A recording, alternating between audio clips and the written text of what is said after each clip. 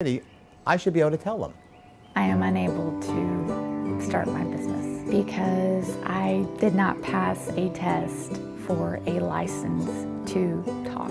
I want to be a tour guide because I like telling stories. I love history and I like people, and it seemed like a lucrative way to make a living. Being a tour guide, to me, it's almost like being an artist because I'm painting a picture in history for other people to imagine. I love the history of this city, and I want to be able to tell the story to as many people as I can. I have purchased everything to begin my business.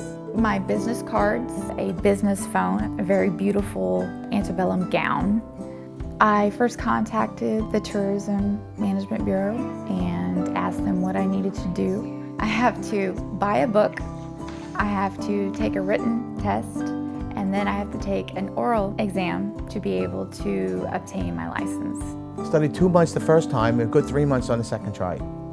I mean, studying hard, day and night. I worked with my flashcards every day, about 4 to 5 hours for at least 2 months. I was confident that I was going to pass the test with no problems. I sat down and started to take the test. I realized that these were not the questions that I studied for. If I can pass a Series 7 test, which 2 out of 3 people fail in the first shot, I figured I could pass a tour guide test for the city of Charleston. I was really demoralized. It was set up in such a way it felt like it was almost a conspiracy to keep me out.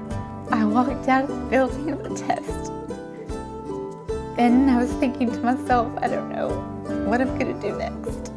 I met some attorneys who were there from Institute for Justice. What grabbed me was a piece of paper that said, "Do you know you may have just taken an unconstitutional test?"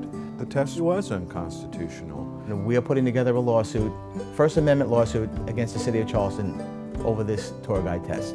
I am hoping that for other people who want to become a tour guide in the city of Charleston, that they are able to do so without having to take a test and getting a license for it. This is basically suppressing my free speech rights to tell the story of one of the finest cities in this country.